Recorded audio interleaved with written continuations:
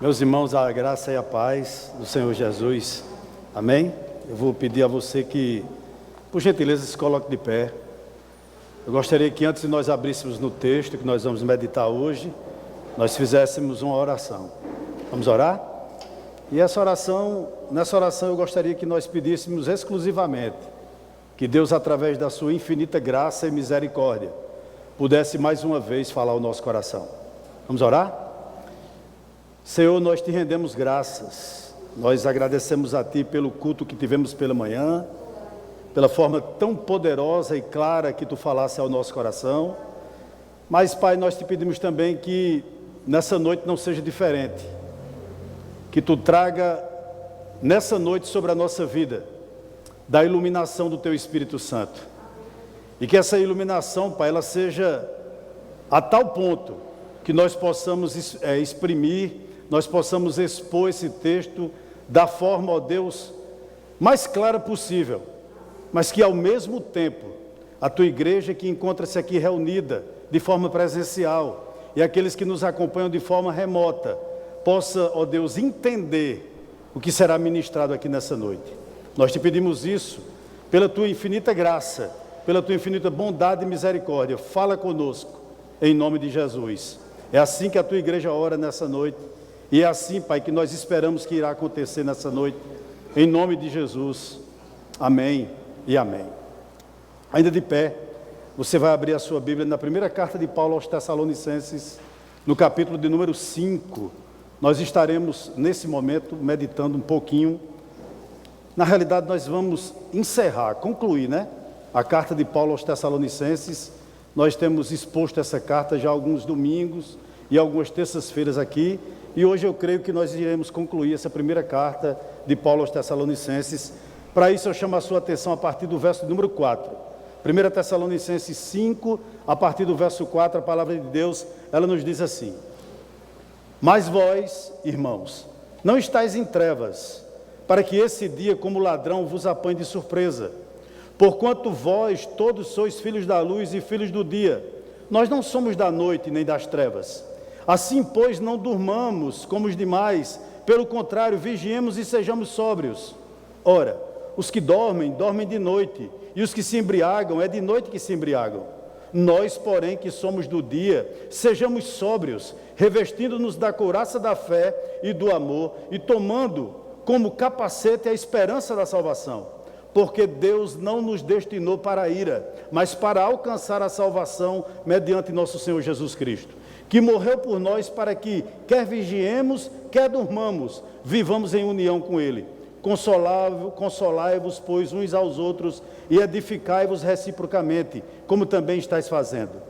Agora, vos rogamos, irmãos, que acateis com apreço os que trabalham entre vós, e os que vos presidem no Senhor e vos admoestam, e que os tenhais com amor, em máxima consideração, por causa do trabalho que realizam. Vivei em paz um com os outros. Verso 14.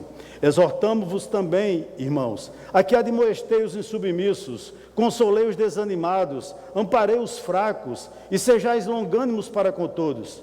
Evitai que alguém retribua a outrem mal por mal. Pelo contrário, segui sempre o bem entre vós e para com todos.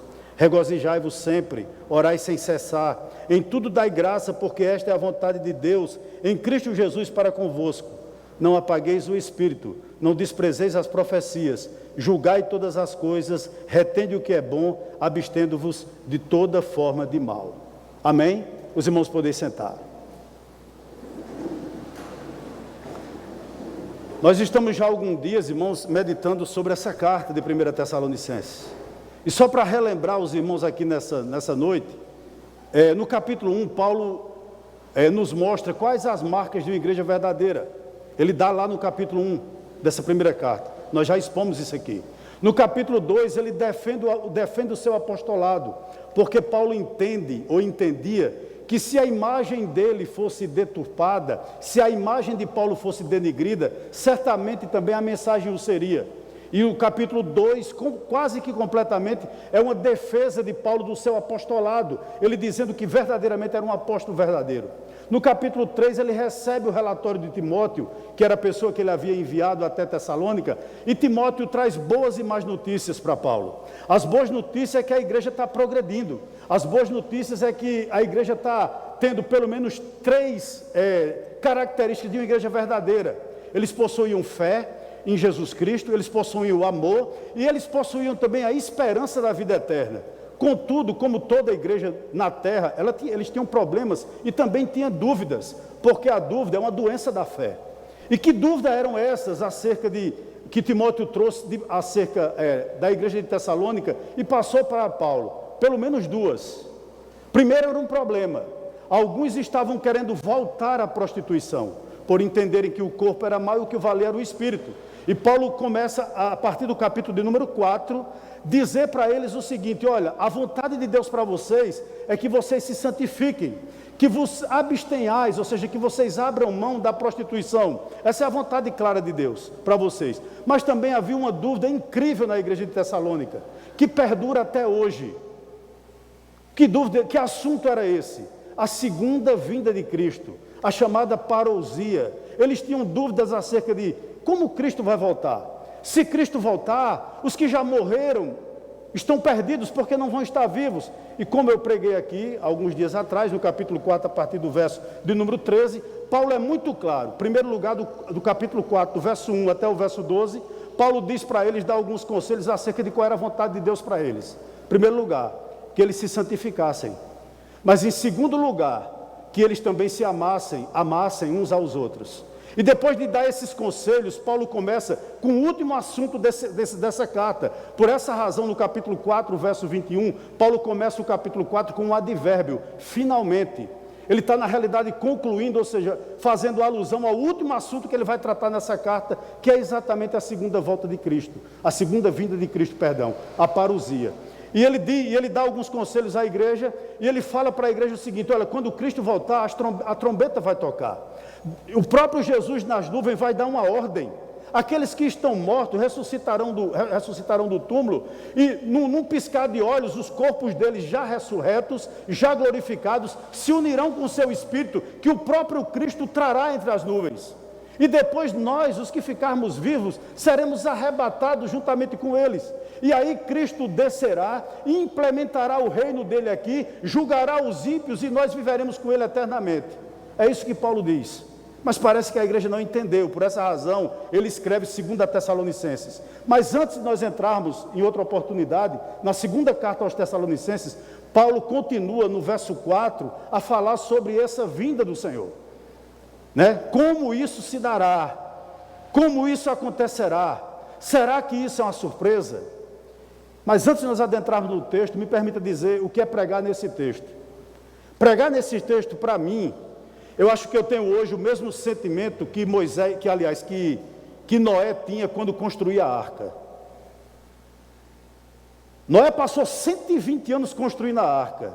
Eu acredito que o que ele ouviu acerca de, tipo assim, comentários: tu és um louco, estás construindo uma arca para quê? Nem chovia naquele tempo, e tu está nos dizendo que vai ter um dilúvio. E por que eu digo a você? Porque falar sobre esse assunto que nós estamos tratando, para mim é mesmo que o sentimento de Noé. É porque a gente prega sobre isso, irmãos, e a igreja não crê.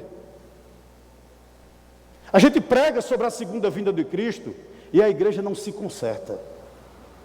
E é esse sentimento que nós como pastores temos. Parece que nós estamos pregando em vão. Parece que nós estamos contando contos de fada. Essa é a grande realidade. Fala-se na vinda de Cristo, mas nós nem ansiamos mais isso. Pior, nós nem estamos preparados para isso. Infelizmente, nem todos nós. E eu gostaria de lhe dizer uma coisa para a gente já adentrar no texto aqui nessa noite. A igreja, ela não é dividida entre homens e mulheres. A igreja não é dividida entre pobres e ricos. A igreja não está dividida entre intelectuais e ignorantes, não. A igreja está dividida em 2 grandes grupos. Talvez esse primeiro seja o maior. Aqueles que estão preparados para a segunda vinda de Cristo. e aqueles que não estão, perdão, eu acho que os que não estão são superiores àqueles que estão. Eu chamo a sua atenção para o verso número 4, que nós lemos aqui na nossa, e vai ser alvo da nossa meditação nessa noite a partir desse verso. Paulo diz: mas vós, irmãos, não estáis em trevas, para que esse dia como ladrão vos apanhe de surpresa.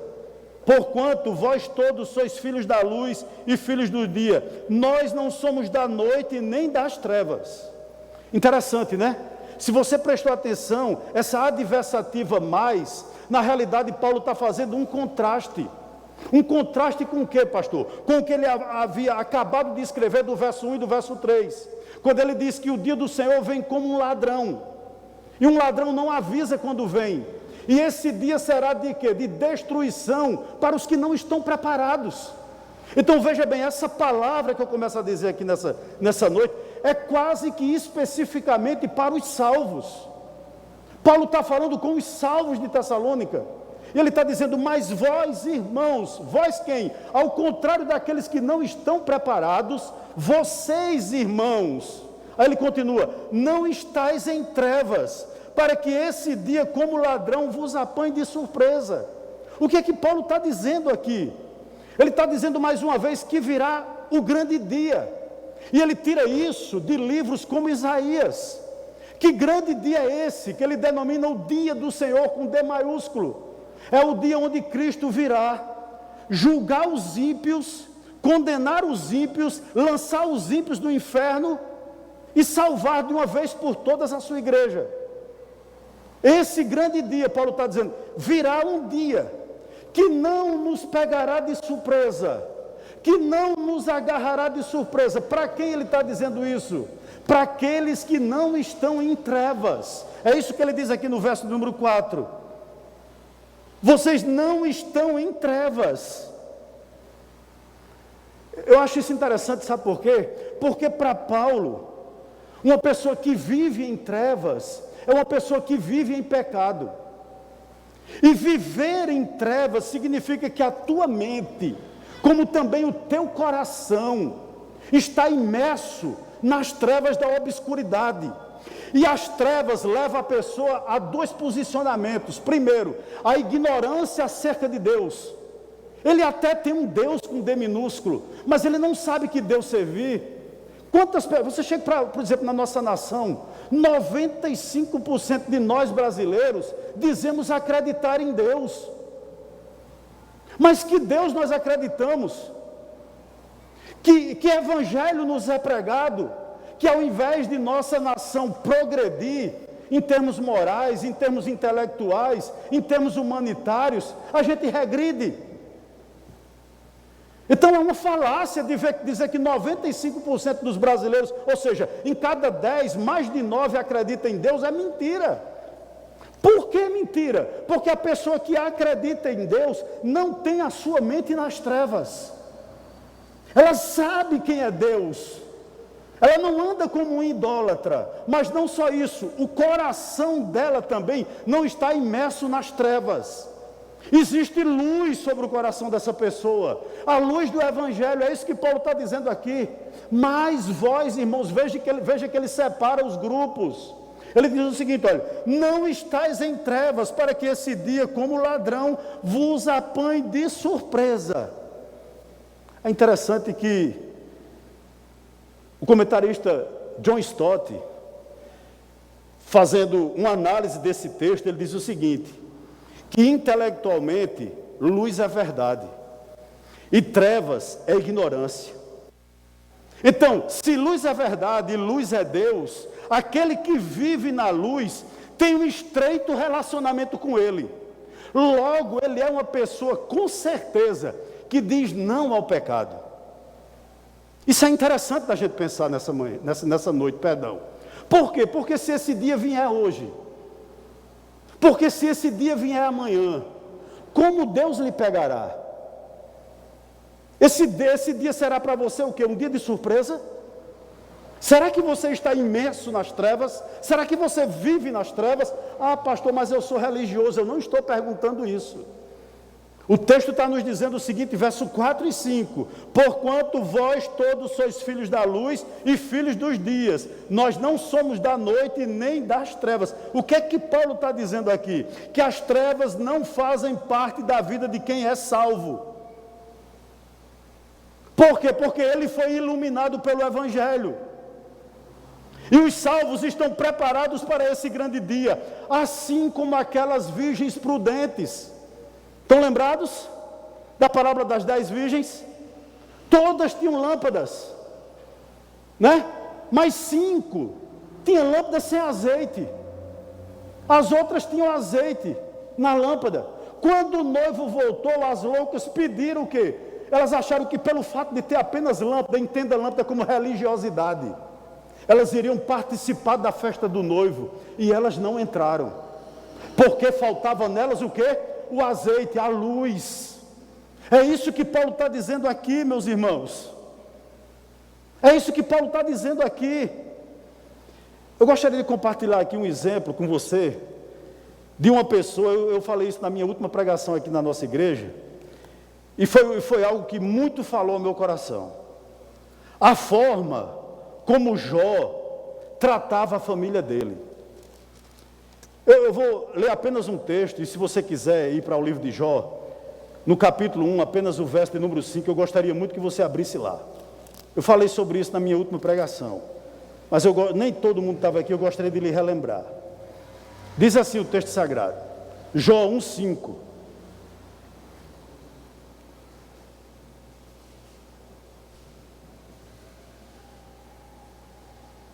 Os irmãos encontraram? Eu vou ler a partir do 1, até o verso 5 de Jó.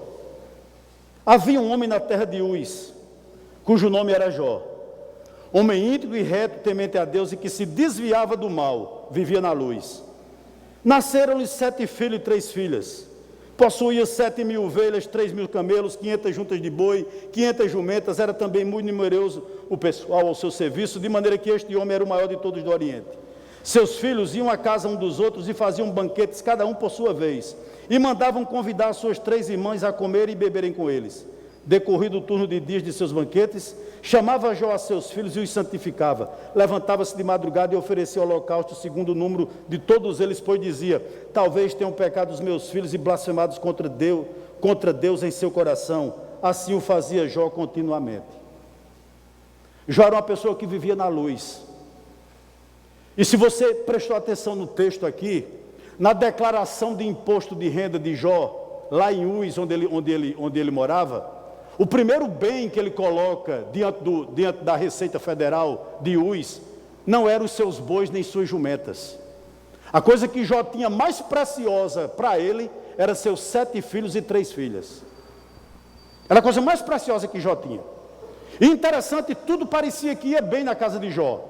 Porque a Bíblia diz que eles comiam junto, que é mais comunhão do que isso. Uma família que come junto, demonstra que eles estão unidos. Possivelmente os filhos de Jó já eram casados, não é? Então Jó chamava, eles faziam aqueles banquetes juntos, mas interessante que a Bíblia diz que Jó santificava todos. E eu fiquei pensando, como Jó fazia isso? Jó não passava uma vara mágica sobre seus filhos. Jó não dava a seus filhos, irmãos, uma toalhinha, setu, uma bênção. Não, Jó mesmo sem uma Bíblia, não havia Bíblia na época, Jó olhava para seus filhos e dizia o seguinte: olha filhos, viver sem Deus não vale a pena. Jó preparava eles, e uma coisa que eu chamo a atenção para vocês, parecia que tudo na família de Jó estava dando certo, não havia um problema na família de Jó, a família de Jó estava unida, mas Jó mesmo assim dizia: será que meus filhos blasfemaram no coração contra Deus? E eu lhe pergunto, como é que uma família unida, rica, poderia blasfemar contra Deus, que tinha um pai pastor, digamos assim? Como? Eu vou dizer uma coisa aqui a você nessa noite, não estranhe. A prosperidade é um caminho muito curto para a apostasia da fé. Jó achava que a riqueza podia fazer com que os filhos dele abandonassem Deus. E Jó se levantava de madrugada porque Jó tinha pressa. E Jó apresentava todas as vezes os filhos dele a Deus. E isso custava alguma coisa a Jó, custava. Porque a Bíblia diz que depois de cada banquete, ou seja, depois de cada festa, depois de cada aniversário, depois de cada casamento, Jó oferecia o quê? Holocausto pelos 10 filhos. Até para um ricaço como Jó, oferecer 10 boi gordo, grande, era um prejuízo, entre aspas, né? Mas Jó entendia que ele devia fazer aquilo que Deus havia determinado para ele.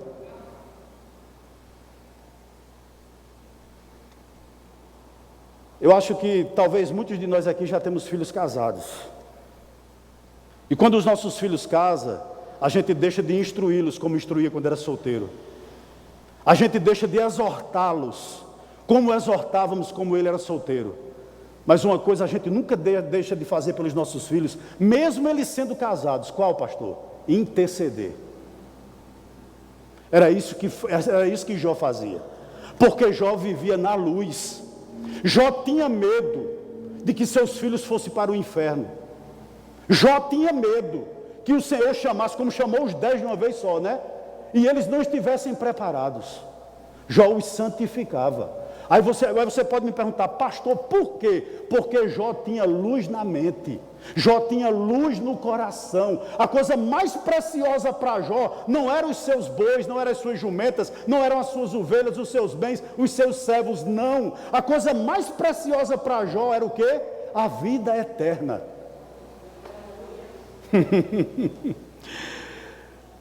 Conta-se que certo pastor foi a uma mulher muito famosa, Maria de Orange, e ela estava já partindo, e o pastor abriu um texto e disse: eu gostaria de ler um texto para você.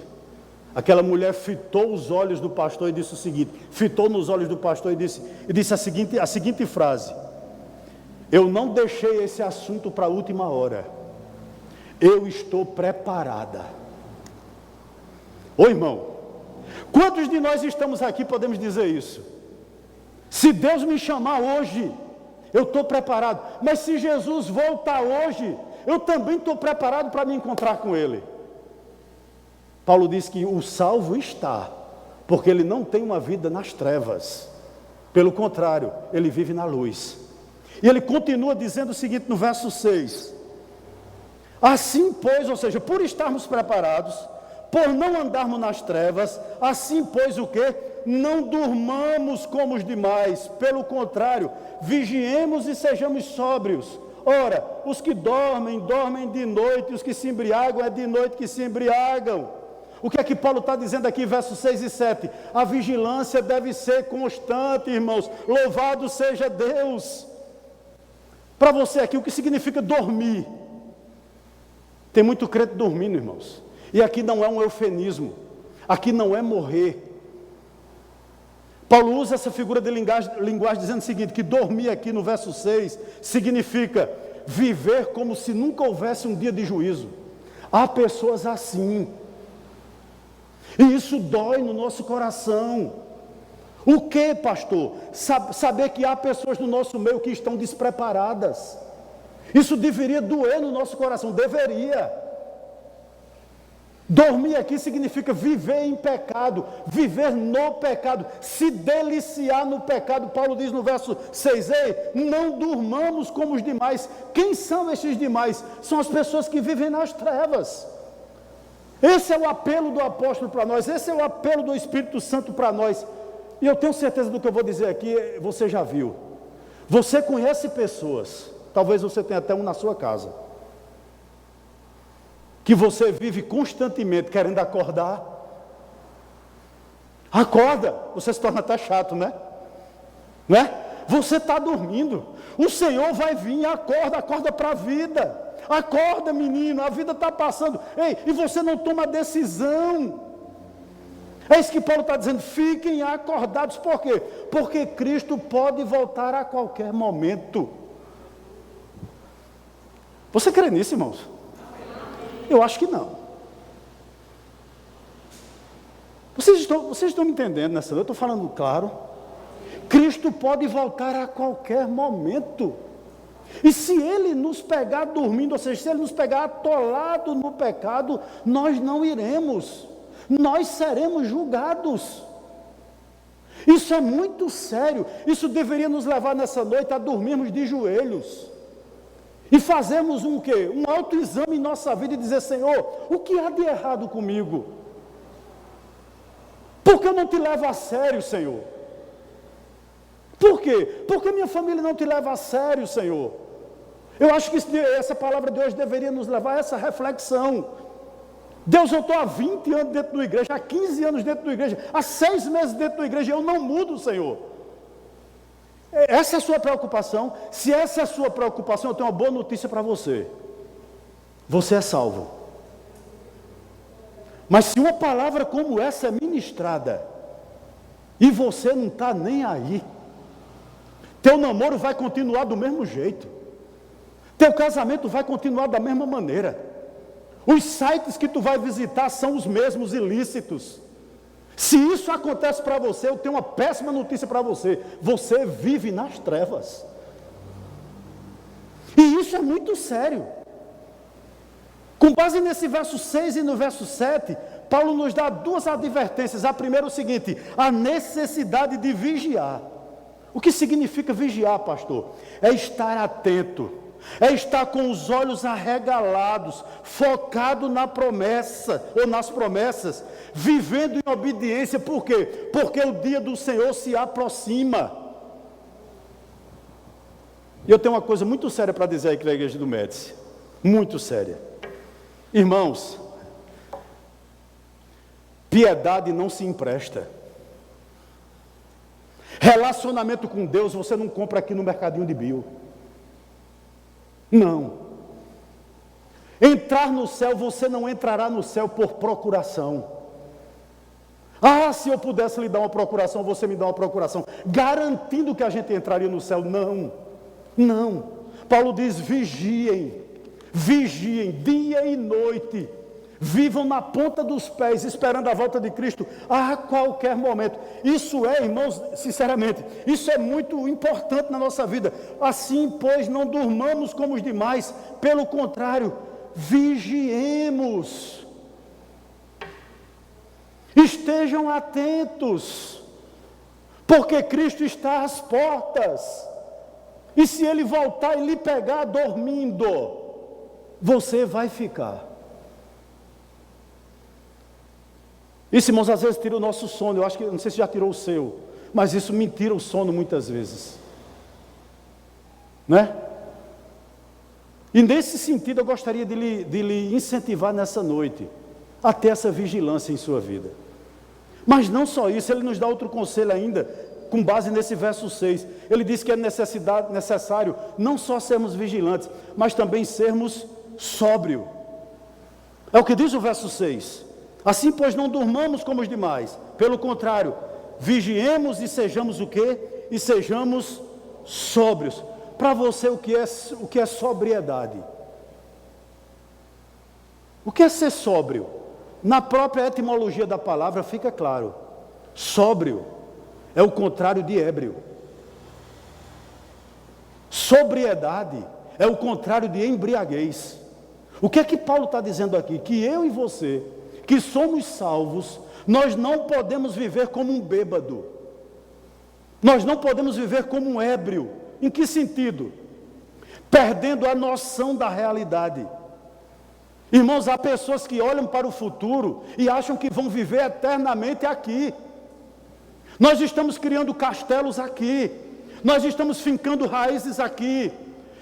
O que eu acho assim mais absurdo na vida de alguns cristãos: nós preparamos nossos filhos para aqui,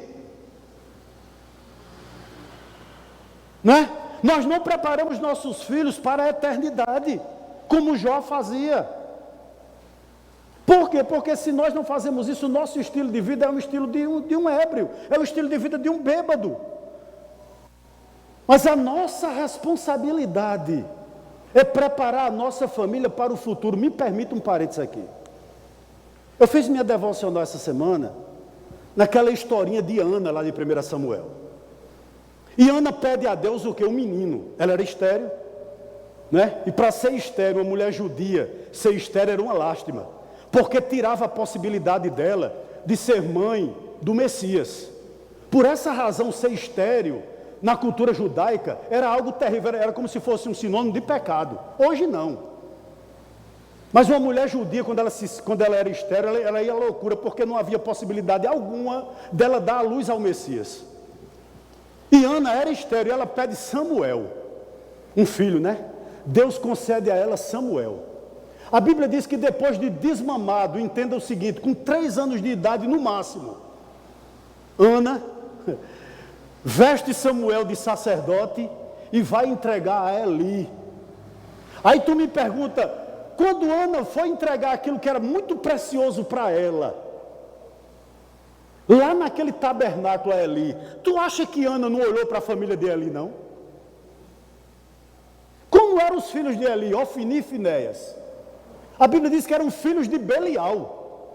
Então Ana está entregando ao menino dela aquilo que ela pediu com tanta angústia, com tanta fé ao Senhor, a um homem que não soube criar os filhos. E entrega aquele menino com 3 anos de idade para ser criado por Eli. Mas antes de fazer isso, Ana, eu acho isso fantástico, inculcou na cabeça de Samuel que o Deus que ela servia era real. Aí eu te pergunto, Samuel se desviou para a direita? Samuel se desviou para a esquerda? De maneira alguma. A Bíblia diz que tudo que Samuel falava era verdade, não caía nada do que ele dizia, não caía por terra, nada do que ele dizia. Você me pergunta aqui, por quê? Por quê? Porque Ana não vivia como uma ébria. Eli até achava que ela era uma bêbada, né? Quando ela estava orando lá. Mas ela não era. Se existia algo na vida de Ana, era sobriedade, era domínio próprio, era controle. Ela sabia o que ela queria. É o que talvez nos falte nessa noite.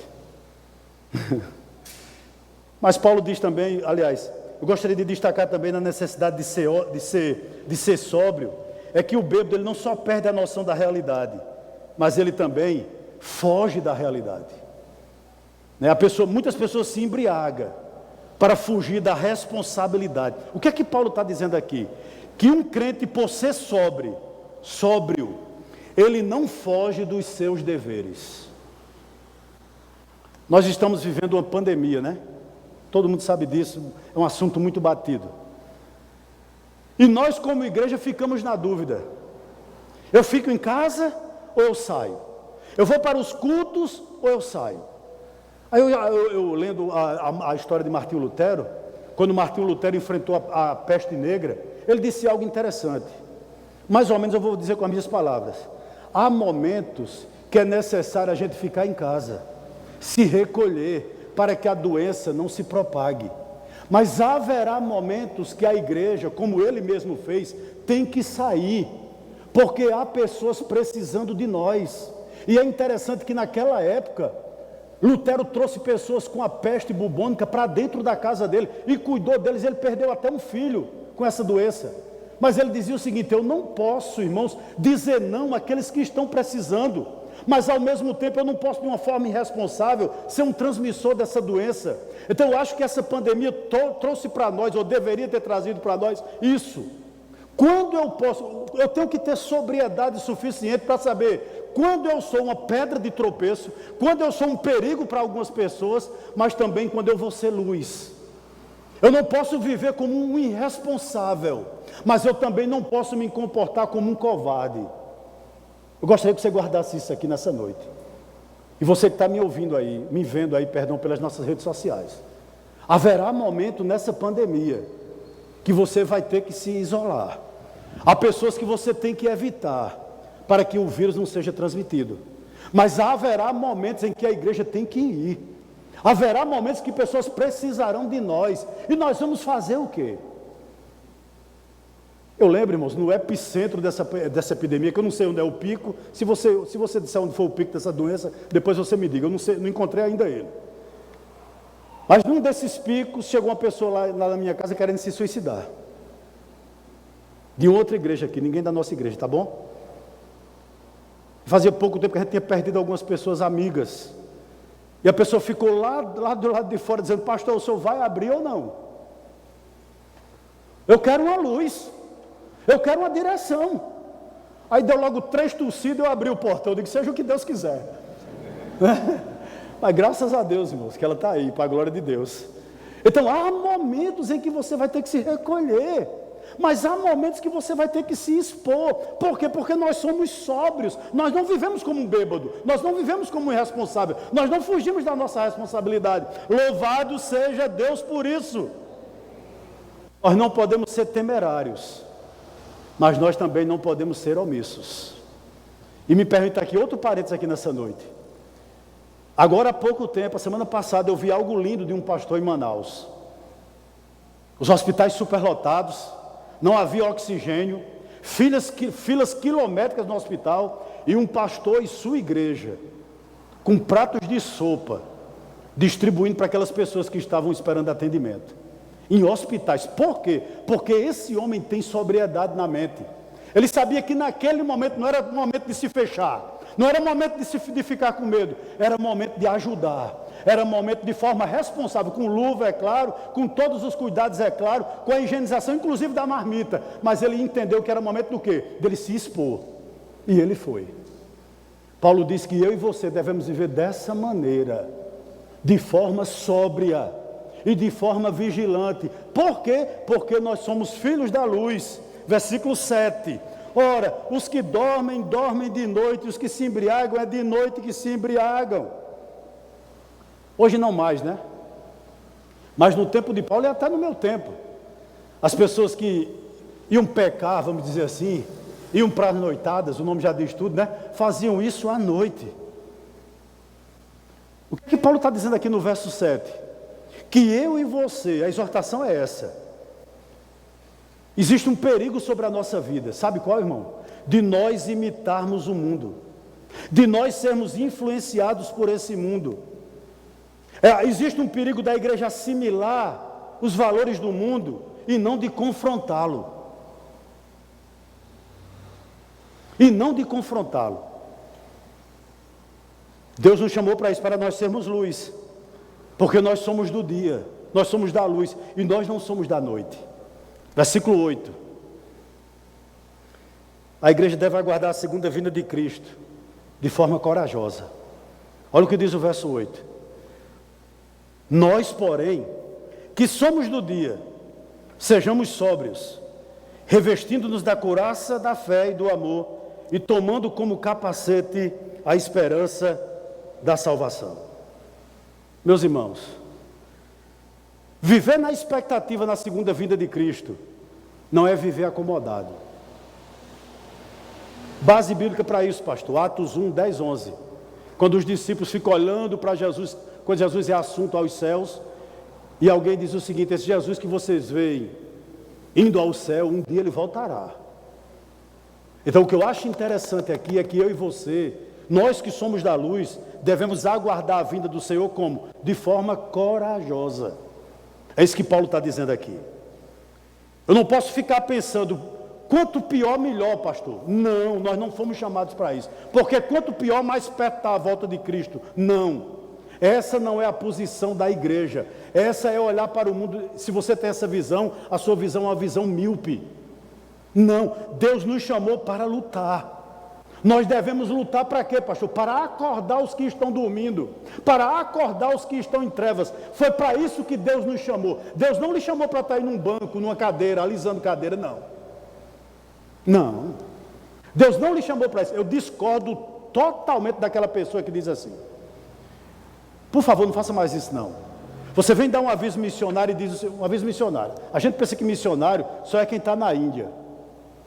Se você não é missionário, você é campo missionário, precisa ser alcançado.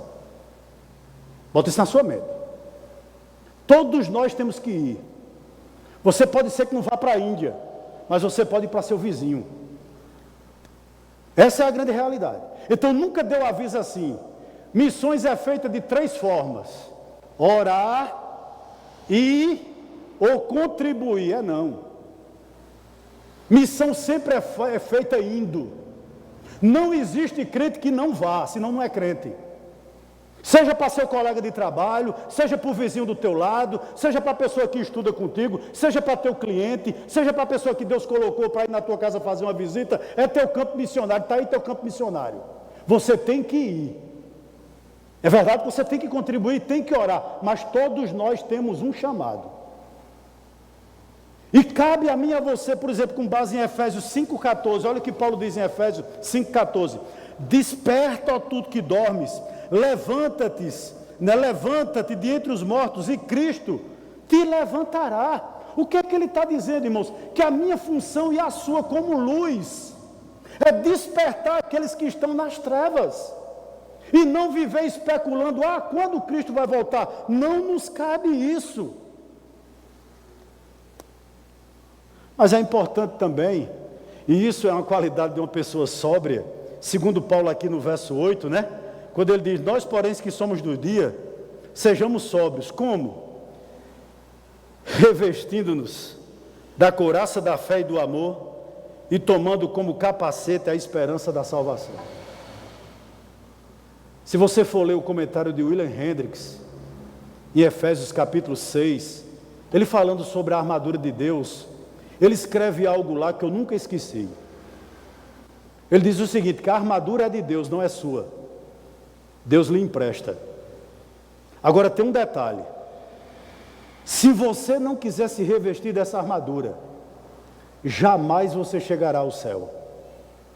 E é isso que Paulo está dizendo aqui.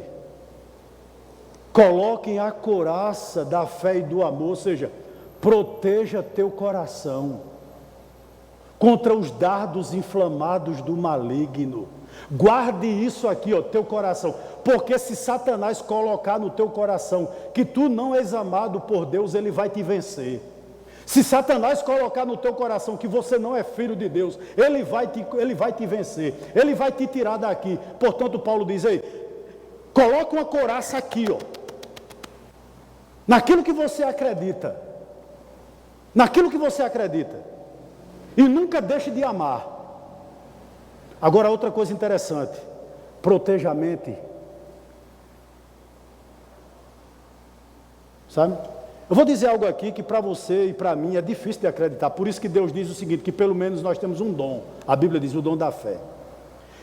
Você imagina o seguinte, irmãos, que uma pessoa que faleceu, crente, teve o seu corpo cremado e teve as suas cinzas jogadas no Oceano Atlântico.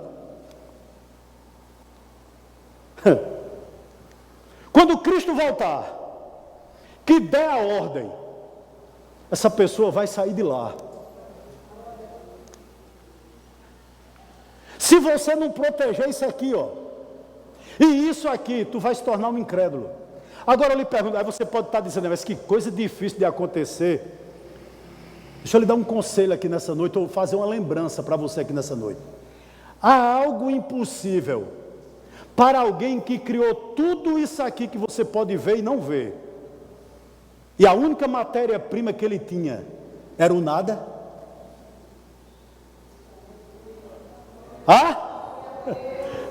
Faça o dia, faça a noite, não é? Haja sol, hein? Os animais, a terra, o mar. Aí pegou um pedão, pegou um molho de barro, botou na mão, assoprou e fez os nossos pais. Há algo difícil para esse ser. Portanto, guarda isso aqui, tua mente, e guarda isso aqui teu coração. Louvado e exaltado seja o nome do nosso Senhor. O arrebatamento é uma verdade. Nós vamos morar com Ele um grande dia. Verso 9 e verso 10. Ele continua dizendo o seguinte. Porque Deus o quê? Eu gostaria que você lesse comigo. Vamos ler. O 9 só. Porque Deus não nos destinou para a ira, mas para alcançar a salvação mediante nosso Senhor Jesus Cristo. Porque você não deve temer o dia do Senhor. Por quê? Porque quando você ainda não existia, quando você não tinha feito nada de bom ou de ruim, Deus já havia escolhido você. E Ele já destinou você para quê? Não para ira. O que é que Paulo está dizendo aqui no verso 9? Deus não vai lhe jogar no inferno. Por quê? Porque Ele te escolheu.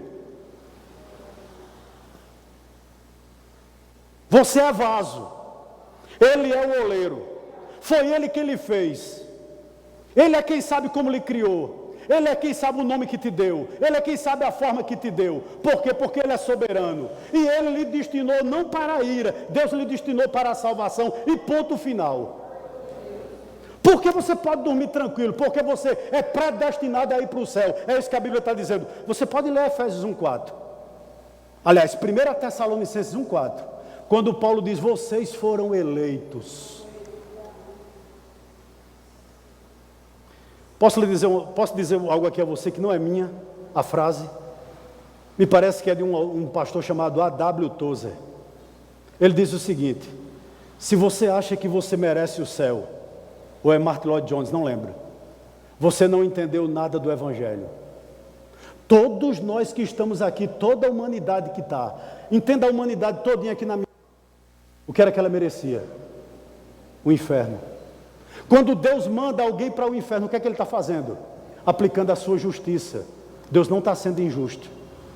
Mas quando Deus olha para mim e olhou para você, e disse, eu não destinei esse para a ira, eu não destinei esse para o inferno, o que é que Deus está exercendo? A graça dEle.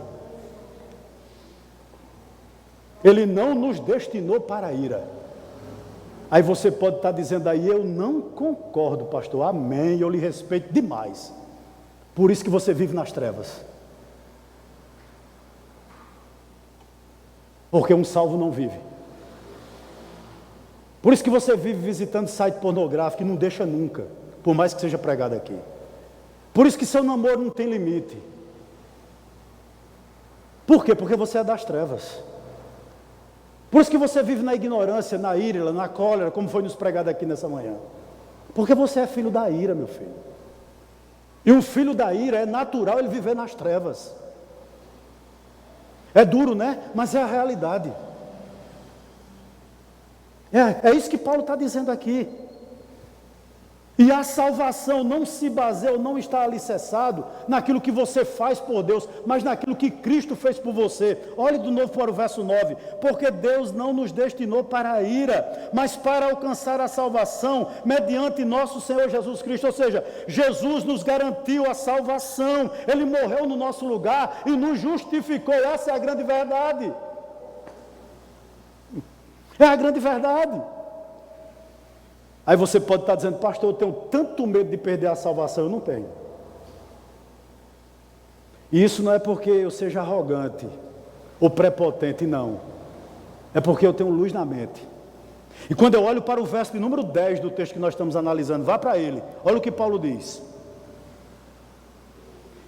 Vou reler o 9, para que você entenda o enredo.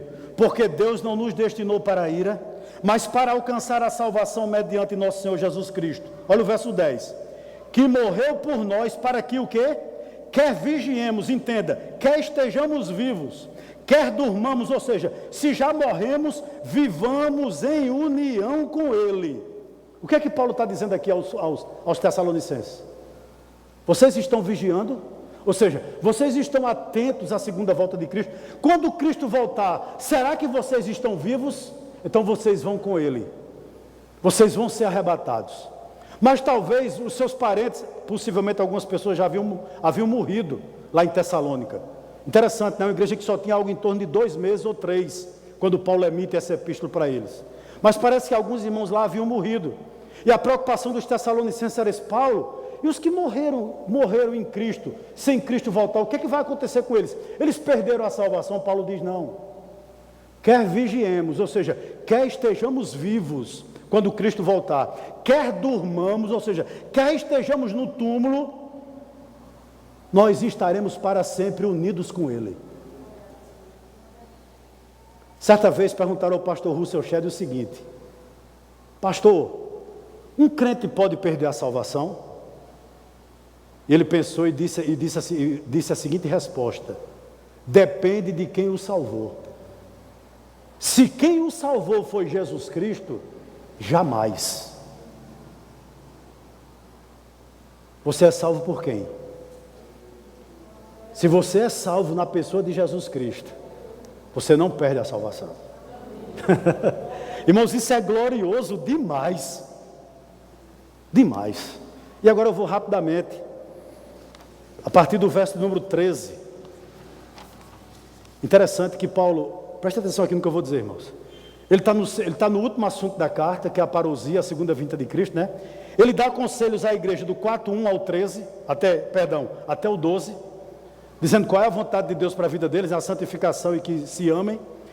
E a partir de agora, do verso 12 do capítulo 5, ele vai dar outros conselhos à igreja. Ele vai dizer: você é salvo? Pense aqui um pouquinho comigo nessa noite. Você se acha salvo? Quais são os relacionamentos que um salvo tem dentro da igreja? Vamos lá? Verso 13 e 14. Agora, vos rogamos, ou seja, vos pedimos, como um pastor que ama vocês, irmãos, veja que ele usa o termo irmãos. Parece que é o adjetivo predileto de Paulo, né? Esse termo irmãos, porque ele está falando com os salvos. Agora vos rogamos, irmãos, que acatei com apreço os que trabalham entre vós e os que vos presidem no Senhor e vos admoestam, e que o tenhais com amor e máxima consideração por causa do trabalho que realizam. Vivei em paz um com os outros. Você é salvo? Legal. Paulo está chamando de irmãos, né? Os salvos, né? Aí ele diz aqueles salvos. Lembre que ele está falando para os salvos. Que relacionamento você tem com a liderança da igreja? Como você trata seus pastores? Verso 13 e 14. Paulo vai dizer: agora vos rogamos, irmãos, que acatei com apreço. Quem? Os que trabalham entre vós. O que é que ele está dizendo aqui? Que vocês deveriam ter consideração pelas lideranças que Deus coloca diante da igreja. Que nós deveríamos ter consideração pelos nossos pastores. Não porque ele é ungido do Senhor, não é isso. Não porque ele é pastor, não. Mas pelo trabalho que ele exerce. E Paulo diz uma coisa interessante aqui, né? Ele diz que aqueles que vos presidem. O que significa presidir? Significa assistir, significa cuidar, significa proteger.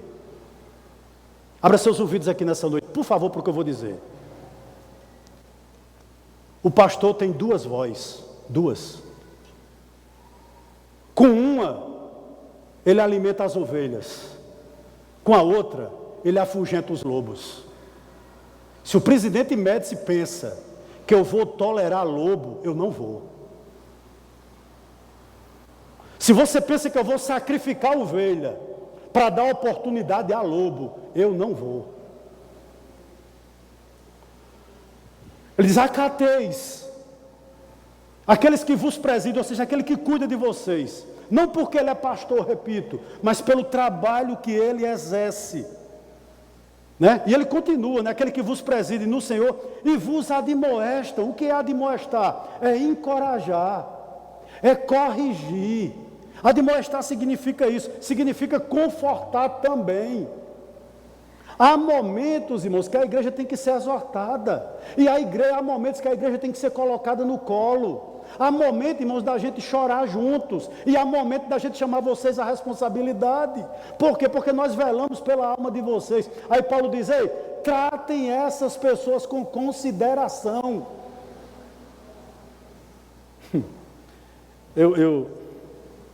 Algum tempo atrás, já faz um bom tempo, tinha um restaurante muito badalado aqui na Alça Sudoeste.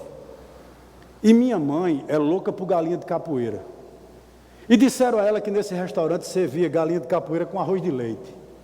E nós fomos. Quando a gente chegou lá, já faz muito tempo, meus meninos eram todos solteiros. E quando nós chegamos lá, interessante, né? Veio o arroz de leite e veio uma panela de barro. E eu lembro bem com um pé de galinha do lado de fora, bem grandão. Olha que coisa estranha, né? E quando a gente comeu o arroz de leite, que foi procurar a galinha, só tinha o pé. Sério, é verdade, irmão. Um absurdo o preço e graxa, né? Aí quando eu saí dali, tanto eu e todo mundo, Ritinha, todo mundo fez assim, a gente fez o seguinte comentário: mas nunca eu volto aqui. Sabe por quê? Porque nós não nos alimentamos. O que Paulo está dizendo, o que é que tem a ver com isso, verso 13 e verso 14? Você não deve entregar a sua alma a alguém, irmãos, que não está disposto a lhe assistir, alguém que não está disposto a cuidar de você, alguém que não está disposto a lhe encorajar. Mas se esse alguém está, você tem a obrigação de acatar essa pessoa. Ou senão, tem outros restaurantes para você ir. Versículo 14. Aliás, verso 13, né? Perdão. E que tenhais com amor em máxima consideração, por causa do trabalho que realizam. Vivam em paz um com os outros. Eu acho que o versículo é autoexplicativo. Qual o seu relacionamento com as lideranças daqui? Quem tem lhe aconselhado? Eu bato muito nessa tecla. Com quem você tem se aberto? Se seu pastor não merece sua confiança, você está na igreja errada. Se você se abre com ovelhas e não se abre com seu pastor, vá para outro canto. Você está no lugar errado. Está no lugar errado, meu querido. Está no lugar errado. Esse é o relacionamento que você deve ter com a sua liderança. Mas aí Paulo continua no verso 14 em diante, verso 14 e verso 15, dizendo qual o relacionamento entre nós. Qual o relacionamento entre as ovelhas? Como os salvos se comportam? Olha o que ele diz. Exortamos também, irmãos, a que admoesteis os insubmissos, consolei os desanimados, amparei os fracos, e sejai longânimos para com todos. Evitai que alguém retribua a outrem, mal por mal. Pelo contrário, segui sempre o bem entre vós e para com todos. Como os crentes devem se relacionar entre si? Eu gostaria que você olhasse para o verso 14. Quando ele diz, exortamo-vos também, irmãos, a que admoesteis, ele está dizendo isso a quem? A igreja, irmãos. O que é que a gente aprende aqui? O que fica claro aqui? Que qualquer um de vocês que estão aqui nessa noite pode exortar outro irmão, pode aconselhar outro irmão também. Não é só tarefa dos pastores daqui, não. É responsabilidade sua também, exortar o seu irmão. É isso que Paulo está dizendo aqui, olha, exortamos-vos também, irmãos, a que admoesteis, ou seja, que vocês encorajem. É interessante, Augusto Nicodemos, analisando esse texto, ele usa uma figura de linguagem que não é dele, não é bíblica. Ele estava conversando com uma pessoa e a pessoa disse o seguinte: pastor, a igreja é como um zoológico, tem toda a qualidade de bicho. E ele ficou com aquilo na mente, sabe? Aí ele disse que pregou um texto lá, não lembro qual foi, e quando ele saiu, que ele fez ele mencionou essa figura para dar característica de uma igreja, ele disse que tinha dois irmãozinhos do lado de fora perguntando um ao outro, que qualidade de bicho é você? Ele disse, eita, eu não fui muito bem na minha explicação, né? Porque na realidade essa não é uma explicação bíblica, mas vale para nós. Na igreja, irmãos, há todo tipo de pessoa. Sabe o que me choca aqui? Essa igreja aqui só tinha no máximo 3 meses, mas já tinha essas pessoas que a gente vai ver aqui, ó. E Paulo diz, admoeste eles. Eles quem? Em primeiro lugar, os insubmissos. Com 3 meses, a igreja já tinha pedra de tropeço na igreja. 3 meses fundada, já existiam os insubmissos. Insubmissos em quem? Contra quem? Insubmissos à palavra de Deus. E eu vou lhe dizer uma coisa aqui nessa noite, eu já disse tanto isso aqui, né? Mas entra por um ouvido e sai pelo outro. E aqui no Médici eu estou há 11 anos. Eu já vi tanta gente se perder por dar ouvido a insubmisso. Tanta gente não está aqui mais, aqui, ó, porque deu ouvido aos insubmissos. Quem são os insubmissos, pastor? São aqueles que são insubmissos à palavra e à liderança. Todo insubmisso é pedra de tropeço. Toda pessoa que vai na sua casa fala mal de liderança é pedra de tropeço. Toda pessoa que vai na sua casa fala mal do teu irmão é pedra de tropeço. E se você sai da sua casa para ir a esse lugar, você é pedra de tropeço também. Paulo diz: admoesteis os insubmissos, encorajem os insubmissos. É isso que ele está dizendo aqui. Interessante que essa palavra insubmisso no grego é ataktos, A-T-A-K-T-O-S. O que significa isso? Era aquele soldado que a tropa estava marchando para a direita e ele vinha para a esquerda. Era aquele soldado que o comandante dá uma ordem para ele virar à direita e ele vira para a esquerda. Esses são os insubmissos. Paulo diz: a esses aqui, encorajem. Paulo não manda que bote para fora da igreja. Chame ele para entrar no prumo novamente. Possivelmente aqui insubmissos eram aqueles que não queriam mais trabalhar. Eram aqueles que estavam desocupados, querendo viver às custas da igreja. Aí Paulo diz: ei, vocês, os membros da igreja, não precisa ser os pastores, não precisa ser Gaio, não precisa ser Jason, não. Vocês mesmos, admoeste eles, os insubmissos. Mas não só isso. Exortamos também, irmãos, que admoestei os insubmissos. Consolei quem? Os desanimados. No nosso meio, irmãos, sempre haverá pessoas tímidas. Sempre haverá no nosso meio, irmãos, pessoas, aqui no original é isso aqui, essa palavra desanimado significa pessoas de alma pequena. Não é que não sejam salvos, mas são pessoas que quando estão diante de um problema, a tendência delas é quererem desistir. São pessoas que quando a prova chega, a tribulação chega, elas se fecham no quarto, elas não querem mais vir para a igreja, elas já não acreditam mais naquilo que é pregado, elas já não têm mais força de vir. Aí Paulo diz: a esses, admoeste também, a esses aqui, a esses quem, pastor? A esses desanimados, encorajem eles também a irem adiante. Mas a outra classe de pessoa que Paulo diz aqui, olha, ampareis os fracos. Quem são os fracos aqui? São os irmãos que, vez por outra, caem em pecado, né? Pessoas, vez por outras, estão caindo. Vez por outras, vacilam. Aí Paulo diz: a esses assim que vivem assim, vez por outra caindo, dê seu ombro. Ajude essas pessoas a se firmarem. Irmãos, como seria bom se nós vivêssemos assim. Os insubmissos, encoraje ele a retornar. Aqueles que estão desanimados, encorajem eles, deem força a eles a voltarem. Aqueles que são fracos, que caem de vez em quando, Paulo diz aí: ampare esse povo, deem outra oportunidade a eles. Como isso é maravilhoso. Mas ele continua dizendo: e sejais longânimos para com todos. E a partir do verso de número 15, eu vou ser bem rápido aqui.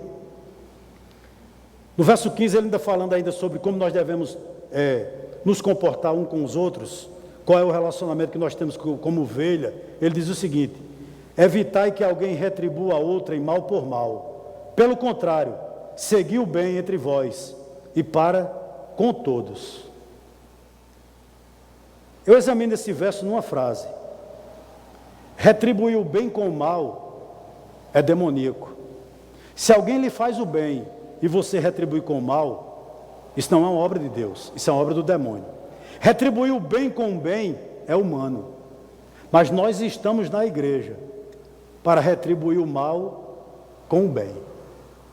É isso que Paulo está dizendo. Vou repetir: retribuir o bem com o mal é demoníaco. Retribuir o bem com o bem é humano, mas retribuir o mal com o bem, isso é divino. E foi para isso que Deus nos chamou. No nosso relacionamento entre nós, verso 15 ele diz o seguinte: evite que alguém retribua o mal por mal, pelo contrário, segui o bem entre vós e para com todos. A partir do verso 16 até o verso de número 18, ele diz qual deve ser o seu relacionamento para com Deus. Versículo 16: regozijai-vos sempre. Meu irmão, deixa eu dizer uma coisa aqui a você. Ser alegre quando tudo está bem, até um ateu é. Quando tudo está no lugar, até um ateu vive alegre. Mas interessante que Paulo diz o seguinte: regozijai-vos sempre. E você poderia me perguntar: pastor, estou vivendo um problema grande na minha casa, eu estou com dificuldade no meu casamento, eu estou com dificuldade com meus filhos, eu estou com dificuldade na vida financeira, eu estou enfrentando uma enfermidade, e o Senhor vem dizer aqui, regozijai-vos sempre. Por quê? Porque você tem a necessidade de se alegrar sempre. Eu não digo nem a necessidade, a obrigação de se alegrar sempre. Simples. Porque você é salvo. Porque você não é filho das trevas.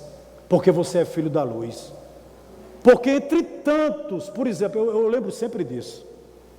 Eu não sei se você se pergunta assim, Senhor, por que eu?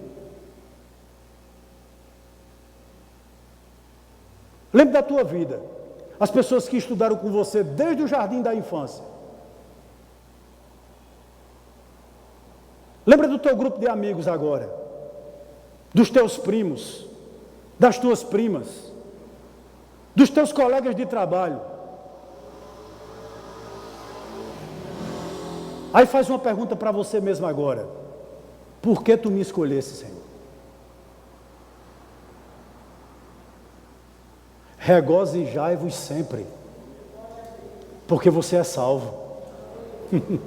E ele dá outro conselho, orai sem cessar, que não precisa nem explicação, né? Nós devemos sempre estar em comunhão com Deus, interligado com Ele, orai sem cessar. E esse 18 é de... em tudo dai graça, porque essa é a vontade de Deus em Cristo Jesus para convosco. Aí você pode estar me perguntando, pastor, eu vou dar graça pela desgraça? Não.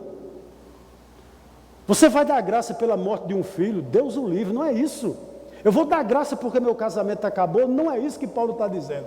E porque ele diz aqui, em tudo dai graça. E diz mais ainda, que isso é a vontade de Deus em Cristo Jesus. Para quem? Para convosco. Porque eu vou agradecer pelo mal? Você não vai agradecer pelo mal. Mas você vai viver sua vida cristã da seguinte maneira. Abra seus ouvidos, por favor. O Deus que eu sirvo, Ele é poderoso para transformar deserto em manancial. O irmão está me entendendo? Em tudo que nós temos passado, irmão, guarde isso no seu coração. É para a glória de Deus. Sabemos que todas as coisas cooperam para o bem daqueles que amam a Deus. O vale que você está passando, regozije-se. Dê graça a Deus. Por quê? Porque você entende e crê que Ele pode transformar esse vale árido, aquele vale de Baca, em um manancial. Por isso nós temos motivo para nos alegrar. Amém? 12 ao 22. 19 ao 22, perdão. Você é salvo? Qual é o seu comportamento no culto? A gente falou do comportamento para com a liderança, o comportamento entre nós, né, entre nós ovelhas. Depois o nosso comportamento para com Deus, 16, 17, 18. E qual deve ser o comportamento do salvo em um culto, como esse aqui. Primeira coisa que Paulo diz, verso de número 19. Não apagueis o Espírito. Você é salvo? Amém. Posso dar uma boa notícia para você. O Espírito Santo nunca vai lhe abandonar. É impossível alguém que foi selado, depois esse selo ser retirado. É impossível. Ou você é selado ou não é. E ponto final. Mas há um perigo de nós apagarmos o Espírito. O que significa isso? Extingui-lo. Jogar areia no fogo. Ou jogar água no fogo. E é possível que a gente faça isso no culto. Por quê? Presta atenção aqui. Deus concede dons à igreja. Mas, por exemplo, e eu vejo isso muito, irmãos. Um irmão se levanta e fala em línguas estranhas, por exemplo, e eu creio. Não tem intérprete, fale sozinho lá, meu irmão. Mas se tem intérprete, deixe que seja interpretado. Não mata o Espírito Santo, não. Você tem um pregador, você tem alguém que expõe a palavra para você, você tem um mestre, aí você vem para o culto e fica no WhatsApp. Vem para um culto, você prefere estar no corredor. Você está apagando o Espírito Santo dentro de você. É você que está apagando. Deus levanta dentro da nossa igreja e pode levantar a qualquer momento alguém com dom de cura. Aí se alguém quer orar por você, você diz, não, eu confio mais no médico. Você está apagando o espírito. Um irmão se levanta, às vezes é dito uma verdade aqui, irmão, tem verdade que nos é dito, que nossa vontade é pular. Não é verdade? Não é como se nós fôssemos meninos diante de Deus. É bater palma, é dar glória a Deus. Quando dá um glória a Deus, aí o outro olha para ele e fala assim. Apaga o espírito. Paulo diz aí no culto, não apaguei o espírito. Em outras palavras, ele está dizendo o seguinte, não deixe que o dom do Espírito Santo não seja exercido, deixe que o Espírito Santo te use. Não apagueis o espírito. Irmão, a gente tem isso nas igrejas. Tem pessoas com dons, mas elas já levaram tanta água, balde d'água de outro irmão, que ela fica apreensiva em exercer os dons dela, e isso não é de Deus. Não apagueis o espírito.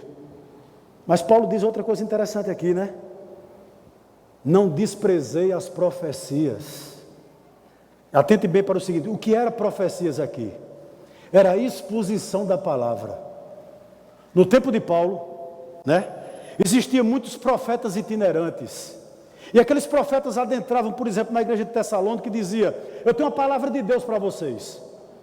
Aí Paulo diz uma coisa interessante, não desprezem. Deixe que a palavra seja exposta, porque para a igreja primitiva, o dom mais importante era a profecia, ou seja, era a exposição da palavra, é o que eu estou fazendo aqui. Aí Paulo diz, não apague o espírito, porém também, não despreze a profecia, dê crédito ao que é pregado, dê crédito ao que é dito a você, dê crédito a isso, Mas ele diz no verso 21 algo que tem tudo a ver com o verso 20. Ele diz, julgai todas as coisas, retende o que é bom. Como eu disse a você, havia muitos profetas itinerantes, que pediam oportunidade. Certamente eles tinham a obrigação de pregar o quê? De pregar baseado no Antigo Testamento, ou no ministério de Cristo. Mas tinha profetas que pregavam outras coisas. Aí Paulo diz à igreja de Tessalônica, se vocês não apagarem o Espírito Santo dentro de vocês, vocês têm capacidade de julgar. Se o que aquele pregador está pregando é palavra de Deus ou não é. Deixa eu lhe dar um conselho aqui nessa noite. Coloque um filtro naquilo que você compartilha. Coloque um filtro nos seus olhos e nos seus ouvidos acerca daquilo que você vê. Nem tudo que nos é colocado no mercado gospel é de Deus. Então eu vejo irmão que compartilha todo tipo de vídeo, do pastor fulano, da pastora fulano, do pastor não sei o que. É de Deus, é de Deus, eu vou colocar no grupo. É de Deus? É um profeta? É uma profecia, ou seja, é uma exposição bíblica. Se não for, Paulo diz, julgue. Coloque na balança se é Deus falando ou não. Se não for, não escute. Algo muito sério a lhe dizer aqui nessa noite. Já disse aqui à igreja e vou repetir. Eu não entregaria nem entrego minha família para ser pastoreada por um púlpito que não tem a profecia. Você deveria fazer o mesmo. Julgai todas as coisas. Todas as coisas que Paulo está dizendo aqui, a profecia. Interessante que mesmo numa palavra como essa, eu posso ter dito alguma bobagem, não sei. Aí Paulo diz, ei, retenha o que é bom.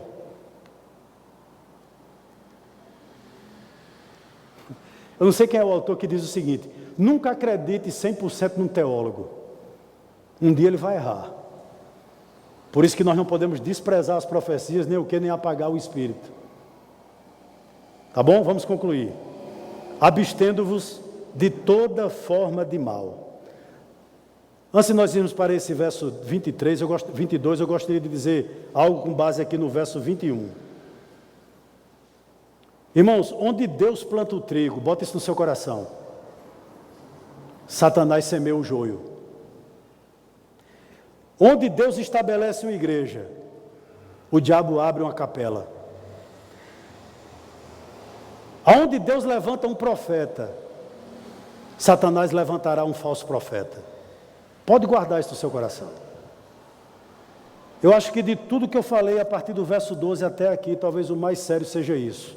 Julgai todas as coisas. Ou seja, só retenha para você aquilo que vai lhe edificar.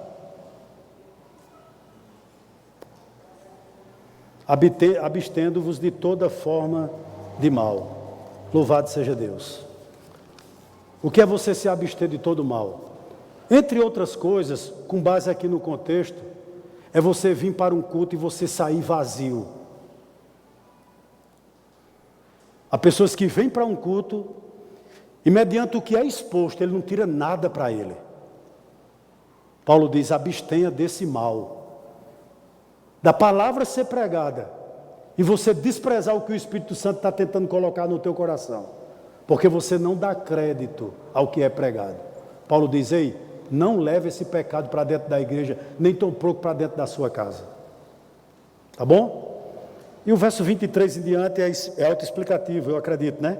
Verso 23 ele diz, o mesmo Deus da paz vos santifique em tudo, e o vosso espírito, alma e corpo sejam conservados íntegros e irrepreensíveis na vinda de nosso Senhor Jesus Cristo. Fiel é o que vos chama, o qual também o fará. Orai por nós, saudai todos os irmãos com ósculo santo, que era o costume da época. Conjuro-vos pelo Senhor que essa epístola seja lida a todos os irmãos. A graça de nosso Senhor Jesus Cristo seja convosco. Amém. Amém, queridos. Louvado seja Deus. Com isso nós encerramos essa série de mensagens na carta de 1 Tessalonicenses.